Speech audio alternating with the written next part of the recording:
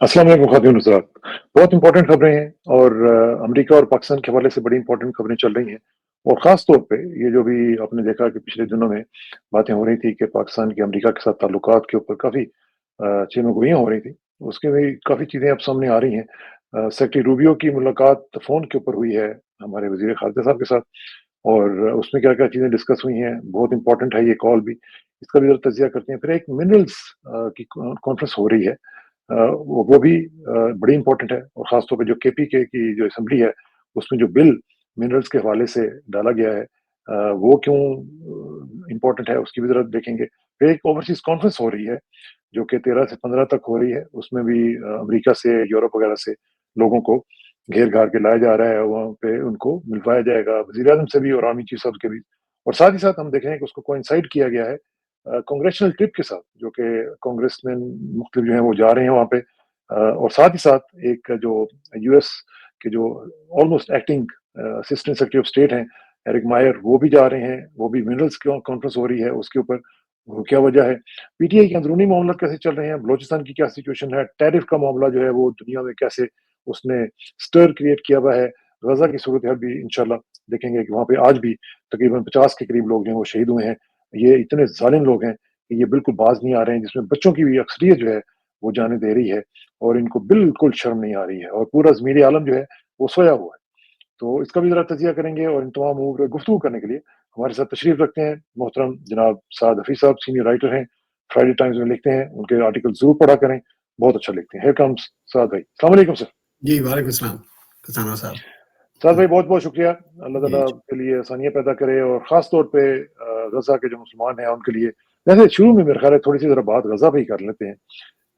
वैसे मुझे एक बात बताएँ साद भाई, किसी जगह पे, किसी मुल्क में, किसी जगह से कोई ऐसी आवाज़ यूएन इधर-उधर ह्यूमन राइट्स किसी से आवाज़ नहीं उठ रही।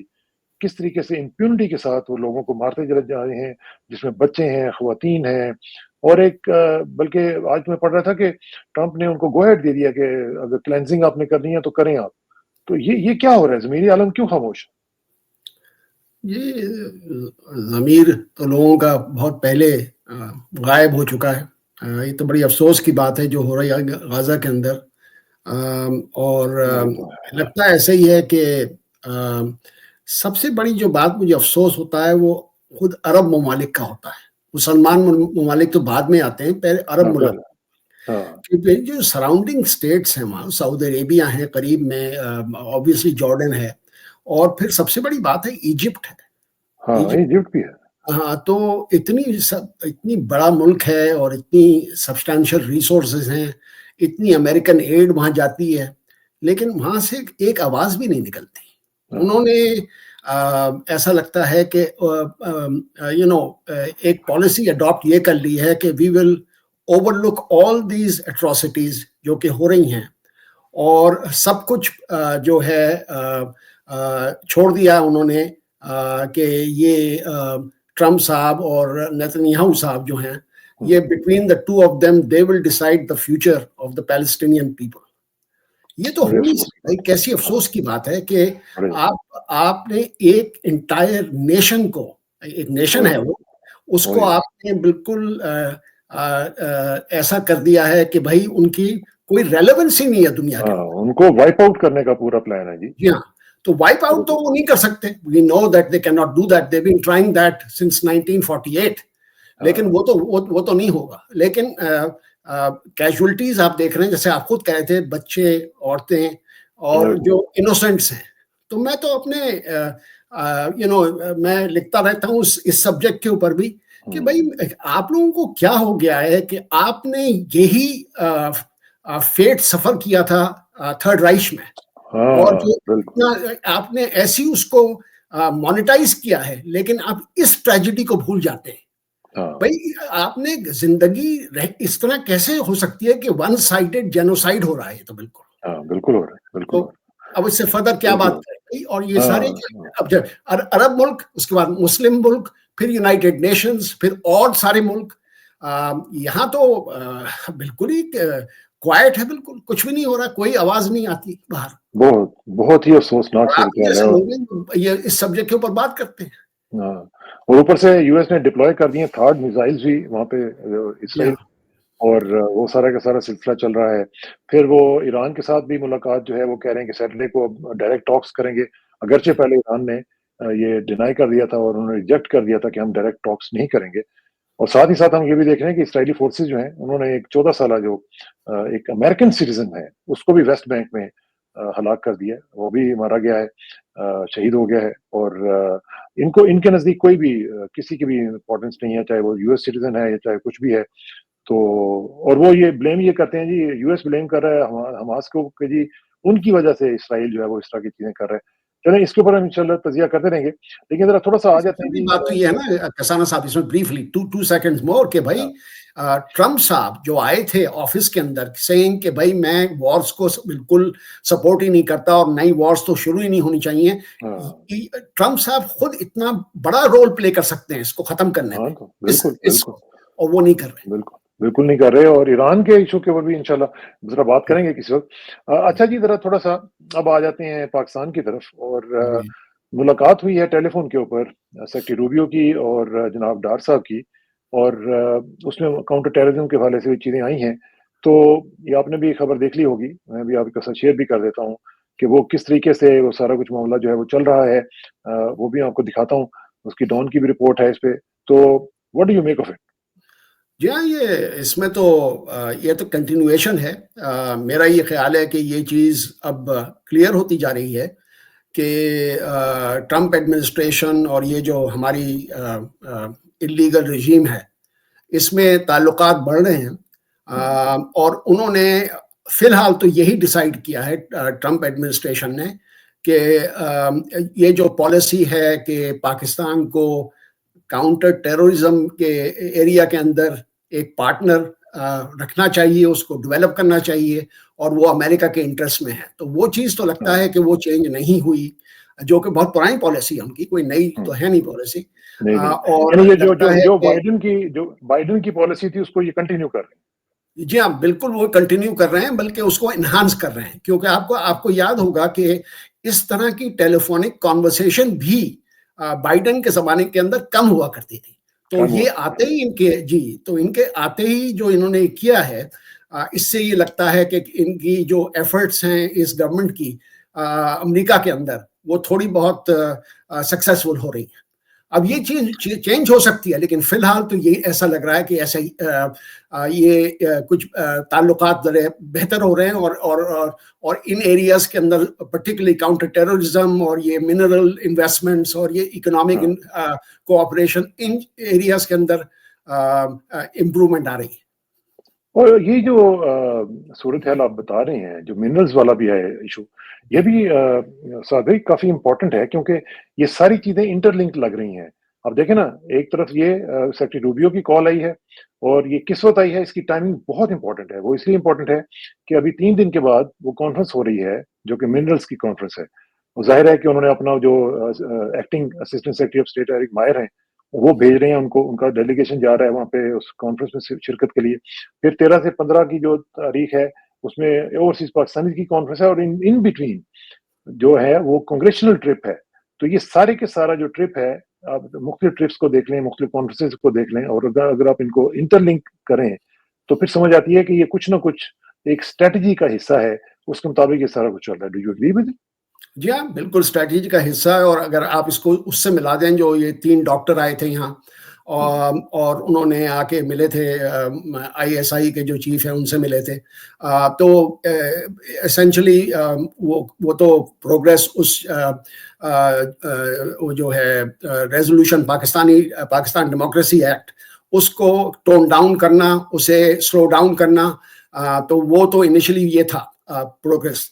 अब ये दूसरी जो फेज आई है, अब ये है कि इससे ज्यादा और हम क्या कर सकते हैं। तो हुँ, देयर इज नो डाउट कि ट्रम्प एडमिनिस्ट्रेशन का बड़ा इंटरेस्ट है मिनरल इन्वेस्टमेंट सारी दुनिया में। हाँ, और पाकिस्तान एक ऐसा मुल्क है जहां ये कहते हैं कि बड़े इसमें है पोटेंशियल इस चीज का। तो ये यानी कि देखा जाए तो कोई कोई भी गवर्नमेंट हो पाकिस्तान के अंदर, हमको इस चीज को इनकरेज करना चाहिए कि भाई बाहर से इन्वेस्टमेंट्स आए इस इमर्जिंग मिनरल सेक्टर में। तो ये कंटिन्यूएशन है, बट आप जो स्ट्रेटजी की बात कर रहे हैं, स्ट्रेटजी तो क्लियर है। स्ट्रेटजी इनकी यही है कि ये दिखाना ये चाह रहे हैं कि Pakistan is open for business, Pakistan की जो गवर्नमेंट है वो लेजिटिमेट है, और आप हमारे ऊपर काउंट कर सकते हैं, हमारे ऊपर you know we can work with you. तो ये तो एस्पेक्ट है, और इनकी वो पॉलिसी अब ये आप और शेप ले रही है एसेंशियली। तो ये बेसिकली इस्लामाबाद में जो यूएस एम्बेसी है उसकी भी ट्वीट की एक कल आई थी, उसमें भी उन्होंने ये बताया कि एरिक मायर जो है वो आ रहे हैं और वो लीड करेंगे एक इंट्रा एजेंसी यूएस डेलीगेशन, और उसको वो यहाँ पे आएंगे। तो ये जो सूरत हाल है इसमें जाहिर है सादवी आप भी समझते हैं, हम भी समझते हैं, और खासतौर पर अमेरिकन को जो जो फिलोसफी है और उनकी जो साइकी है उसको जानते हुए कि इसके जाहिर है कि क्विड प्रो कोस तो लाजमन होते हैं ना इस तरह की चीज़ों के। अब वो पाकिस्तान ने क्या क्विड प्रो कोस दिए होंगे कि जी आप हमारे साथ आए, एंगेज करें, और पाकिस्तान काफी देर से, मेरा ख्याल है कि आप भी जानते हैं कि कितनी देर से ये कोशिशें कर रहे थे जब से ये ट्रंप एडमिनिस्ट्रेशन आई है कि किसी ना किसी तरीके से उनको एंगेज किया जाए, किसी ना किसी तरीके से उनके साथ मामला जो हैं वो ठीक किए जाएं, और उनको बताया जाए कि जी हम यहाँ पे हैं, आपके साथ हम एंगेज कर सकते हैं, हम आपके साथ मिल के काम कर सकते हैं, और ये चीजें हम ऑफर कर सकते हैं। पहले उन्होंने वो शरीफ जो था बंदा उसको गिरफ्तार करवाया, जाफर जो क्या क्या नाम था उसका, वो उसको पकड़वाया, फिर वो पता चला कि वो तो he was not big fish, तो वो पता चल गया कि ये तो गड़बड़ हो गई है। अब मेरा ख्याल है कि मिनरल्स की ऑफर की गई होगी कि जी हम अपने जो रेयर अर्थ मिनरल्स हैं वो आपको देने के लिए तैयार हैं, और इसीलिए एक जो केपी असेंबली में जो बिल है मिनरल्स का वो पेंडिंग है और वो बिल के पेश कर दिया गया है, तो उसके ऊपर अब डिबेट भी पता नहीं होगी कि नहीं होगी। तो ये सारी चीजें अगर लिंक करें तो इसका मतलब है कि पाकिस्तान जो है is ready for sell out, क्या कहेंगे इसको? अब ये डिपेंड करता है, सेल आउट तो अभी जल्दी है कहना इसको कसाना साहब, क्योंकि हमें टर्म्स नहीं पता इसके क्या होते हैं, और मुश्किल तो ये है ना कि टर्म्स कुछ पब्लिक होते हैं और कुछ प्राइवेट होते हैं, जैसे आप कह रहे हैं। हमें प्राइवेट टर्म्स का तो पता नहीं कि भाई पाकिस्तान ने और क्या कुछ ऑफर किया है उन्होंने। और मेरा ये ख्याल है कि अगर ईरान के ऊपर प्रेशर और बढ़ा और वहाँ कुछ और सिचुएशन हुई, तो पाकिस्तान को ये न्यूट्रल रखना चाहते हैं, और बेसिकली ये नहीं चाहते कि पाकिस्तान कोई इसमें रोल प्ले करे विच हेल्प्स द ईरानियंस। तो वो तो डेफिनेटली वो है एस्पेक्ट, लेकिन अभी तो we are not even sure कि भाई ईरान के ऊपर क्या हो, इनका फाइनल पॉलिसी क्या होगी। और वैसे मुझे लगता है कि ईरान के साथ ये एंगेज करेंगे, उनके साथ टॉक्स करेंगे, और जिस तरह के अभी ये कह रहे हैं सैटरडे से बात होगी, तो मुझे लगता है कि ईरान के ऊपर अटैक वगैरह जो है, जो इजराइल का प्लान है, वो शायद ये नहीं करने देंगे।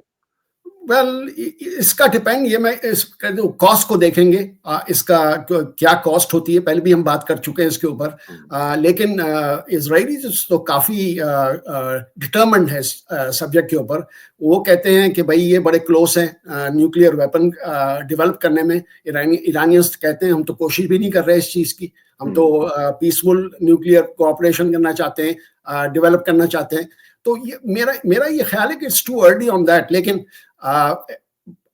बेसिकली पाकिस्तान जो है खुद को पोजीशन इस तरह कर रहा है कि we are not averse to the Americans, और एसेंशियली अमेरिकन इन्फ्लुएंस जो पाकिस्तान के अंदर है वो उसको हम यू नो एटलीस्ट मेंटेन करना चाहते हैं, उसको डेवलप करना चाहते हैं रिलेशनशिप को, और आप जॉइंटली यहाँ के हमारे हेल्प करें मिनरल्स को डेवलप करने में और इस मार्केट को डेवलप करने में। और तो ये एक एस्पेक्ट है ना। ये तो ये गवर्नमेंट जो है हमारी, कोशिश तो इसकी यही है ना, इकोनॉमिक पुश बड़ी जबरदस्त करने की कोशिश कर रहे हैं। अभी तक तो उसका हमने तो कोई उसका नतायज नहीं देखे, लेकिन इनकी कोशिश यही है एटलीस्ट कि अगर रेको डिक के अंदर फॉर इंस्टेंस अमेरिका की इन्वॉल्वमेंट हो जाती है इसके अंदर, तो वो एक स्टेप होगा, और ये हो सकती है डेफिनेटली। तो ये काफी दिन से ये डिस्कशन भी चल रही है। अब आप जब केपी की बात कर रहे हैं, वो तो वहां तो कहा कंफर्म डिपॉजिट्स हैं, कई डिफरेंट मिनरल्स के भी हैं, ऑयल एंड गैस का भी है।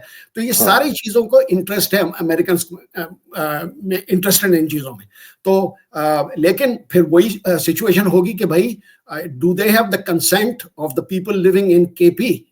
वो तो नहीं है भाई। और जब ये जो बिल वहां इंट्रोड्यूस हुआ है, तो इसके ऊपर तो पब्लिक डिस्कशन होनी चाहिए ना, ये इसकी तो अभी तक डिटेल्स भी बाहर नहीं आई, क्या ये देने किन टर्म्स के ऊपर ये देना चाह रहे हैं, और हाँ इससे केपी के लोगों को क्या फायदा होगा। क्या फायदा होगा। वैसे वैसे अगर देखा जाए तो ये जो मिनरल्स हैं, ये तो हर सूबे की अपनी उनकी मिल्कियत होती है ना, ये फेडरल गवर्नमेंट की तो नहीं होती। इसमें इसमें जो टेक्निकल इश्यूज हैं वो भी तो देखने पड़ेंगे ना, कि जो कुछ कुछ जो फॉर एग्जांपल जो गैस वगैरह है वो तो कहते हैं जी ठीक है, ये फेडरेशन के पास होती है। जो बाकी मिनरल्स वगैरह हैं वो तो उनकी अपनी वो है, इसीलिए शायद ये बिल भी ला रहे हैं ताकि उसको ऐसा ऐसा जो एफसी है उसको दे दिया जाए और उसको फेडरेशन के साथ दे दिया जाए, कनेक्ट कर दिया जाए, ताकि वो जिसको चाहे, जिस मुल्क को चाहे उसका कॉन्ट्रैक्ट दे दें और वो वहां पे होता रहे। और आपको पता ही फिर बलूचिस्तान में जो कुछ हुआ था, केपी में भी फिर यही होगा कि लोगों को, जो लोकल लोग हैं उनको कुछ भी नहीं मिलेगा, और जो फेडरल लेवल पे जो लोग इसको कर रहे होंगे वो कॉन्ट्रैक्ट्स वगैरह ले जाएंगे। जी हाँ, वो अथॉरिटी बनाने का इनका प्लान है, और हाँ उससे उससे देखना ये है कि उस अथॉरिटी के क्या क्या रिस्पॉन्सिबिलिटीज होती हैं उसकी, और उसका इम्पैक्ट क्या होता है। लेकिन अल्टीमेटली जो अगर बलूचिस्तान का एक्सपीरियंस केपी में हुआ तो और डिफिकल्टीज पाकिस्तान के लिए हो जाएंगी, क्योंकि ये तो बिल्कुल बलूचिस्तान को तो एक्सप्लॉइट किया गया है, ये तो क्लियर है। उनके गैस रिसोर्सेज तो पाकिस्तान इस्तेमाल ही कर रहा है। और आपको याद होगा कि बुख्ती साहब ने जब रॉयल्टीज हाँ बढ़ाने को कहा था, तो उसी वक्त ये कॉन्फ्लिक्ट शुरू हुआ था जिसमें वो मारे गए थे। तो ये चीज तो चलती जा रही है, लेकिन ये ट्रांसपेरेंट होना चाहिए जो कोई प्रोसेस है, और इसकी डिटेल और आनी चाहिए। अभी तो सिर्फ सस्पिशंस ही हैं। हाँ, डिटेल तो आनी चाहिए, और पता लगने को, खासतौर पे जो लोग हैं उनके जो नुमाइंदे हैं, जो एमपीएस वगैरह वहाँ पे हैं, कम से कम वो बताएं कि भाई आप लोग क्या कहते हैं, आपको रिप्रेजेंटेटिव उन्होंने चुना है तो आप अपने लोगों की जो कंसर्न्स हैं वो एड्रेस करवाएं, उनसे बात करें। अच्छा जी, एक तो ये बड़ी इंपॉर्टेंट चीज है जिसको आपने एड्रेस किया है। अब दूसरी जो चीज है वो ये है कि जो हमारा इशू इस वक्त बना हुआ है वो बलोचिस्तान का है। मैं आता हूँ पीटीआई की तरफ भी, लेकिन बलोचिस्तान उससे पहले हमें बहुत ही इंपॉर्टेंस देनी चाहिए इसको।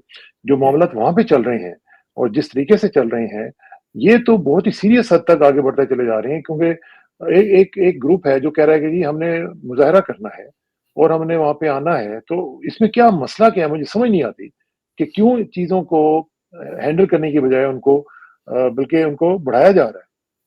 या उनको तो रिस्ट्रिक्ट कर दिया उसी एरिया के अंदर, अख्तर मैंगल को, और उनके जो ग्रुप है, और वो चाह रहे हैं कि भाई अगर रोड ओपन हो तो क्वेटा आए और वहां जाके धरना करें जब तक कि ये महारंग बलूच और लोगों को रिलीज ना करें। लेकिन इनकी दोनों इंटेंशंस क्लियर नहीं हैं कि महारंग बलूच और जो लोगों को रिलीज नहीं करेंगे ये, फिलहाल तो यही इनकी हार्ड लाइन पोजिशन है। और दूसरी चीज के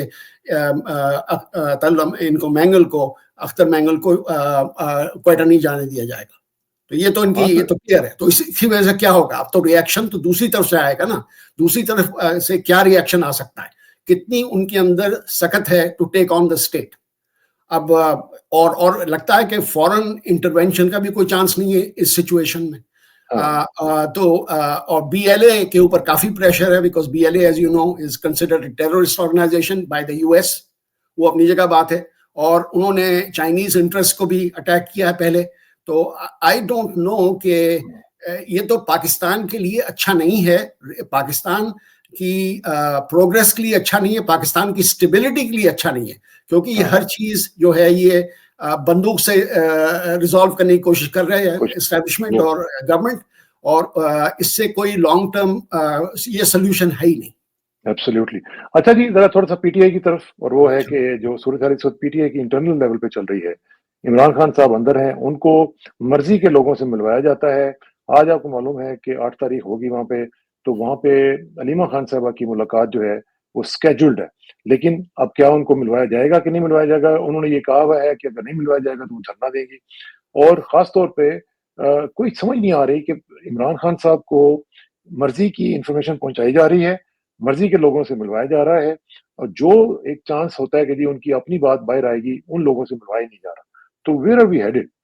नहीं, तो इसमें तो ये क्लियर है, और हम लोग कई दफा बात कर चुके हैं कसाना साहब, कि उनको तो अंदर इसी वजह से रखा हुआ है ना, कि भाई उनको उनकी मैसेज बाहर ना आए, और वो रिस्ट्रिक्ट के ऊपर उसके रिस्ट्रिक्शंस के बढ़ती चली जा रही हैं।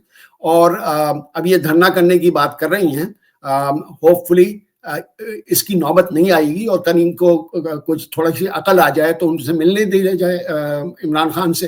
भाई क्या चीज वापस बाहर लेके आएंगी वो जिससे कोई चेंज आ जाएगी। The fact of the matter is कि he is not going to make a deal, Imran Khan is not going to make a deal.